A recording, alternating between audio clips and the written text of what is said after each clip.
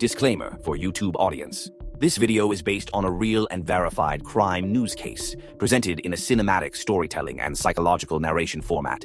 The purpose is awareness and understanding, not sensationalism. To protect the dignity and privacy of those involved, certain details have been generalized. When people hear the name Florida, they think of sunshine, beaches, and quiet suburban neighborhoods where families believe their children are safe.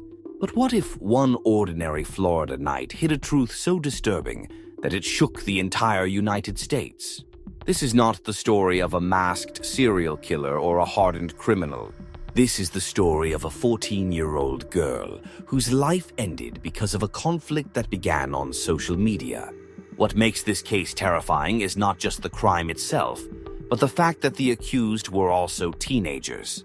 The question is not only how the murder happened, but how someone so young could be capable of such brutality. Can words typed on a screen really turn into real-world violence? And do parents truly know what is happening behind the closed doors of their children's rooms? In this video, we uncover the full story of the Florida teen murder case, from the first online argument to the arrest, the courtroom decision, and the psychology behind a crime that left a nation asking uncomfortable questions. Before we begin, if you're interested in real crime stories, psychological analysis, and cases that expose the dark side of society, subscribe to the Global Casebook and turn on notifications.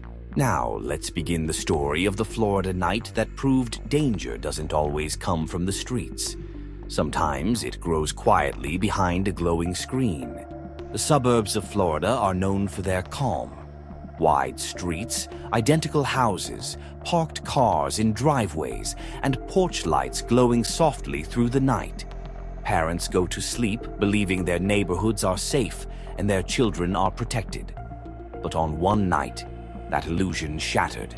She was only 14 years old, an age when life is still unfolding. School, friendships, social media, and dreams that feel endless. To her parents, she was just another teenager spending too much time in her room, scrolling through her phone. What they didn't know was that behind that screen, she had become part of a conflict that was slowly turning dangerous.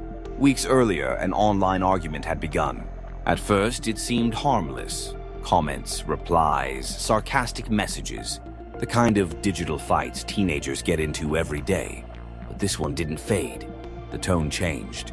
Ego took over. Insults turned personal. Humiliation turned into anger.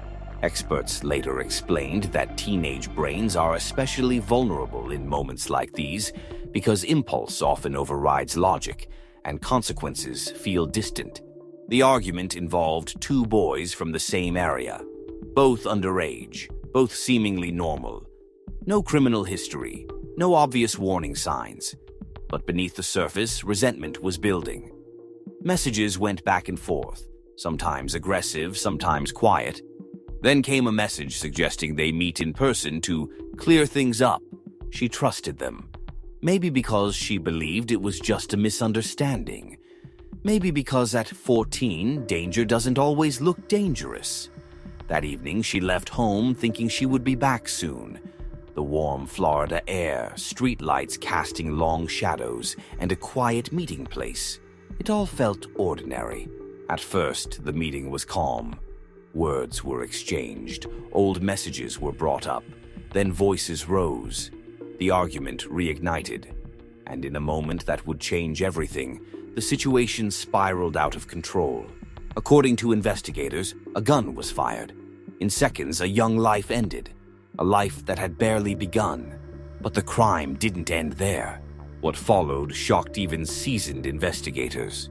Authorities believed the suspects didn't act out of panic alone, but made deliberate decisions afterward. They attempted to destroy evidence. The body was moved. Identification was obscured. And finally, the victim's body was set on fire. At that moment, the case stopped being just a murder. It became an act of extreme cruelty.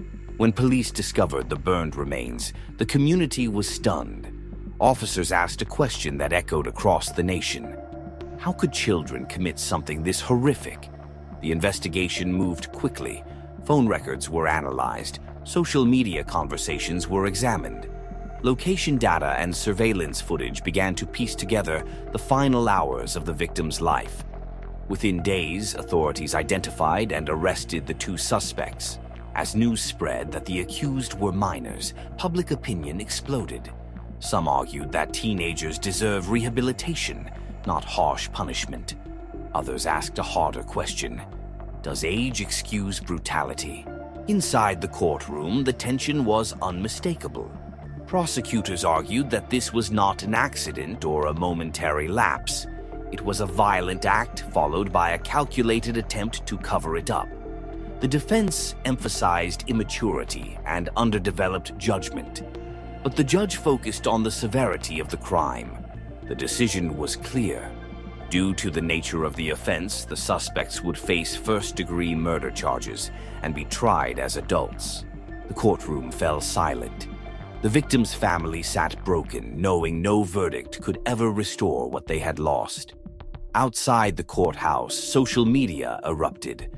Across platforms, people asked whether children were still safe, not from strangers, but from each other. As the case unfolded, psychologists and experts weighed in.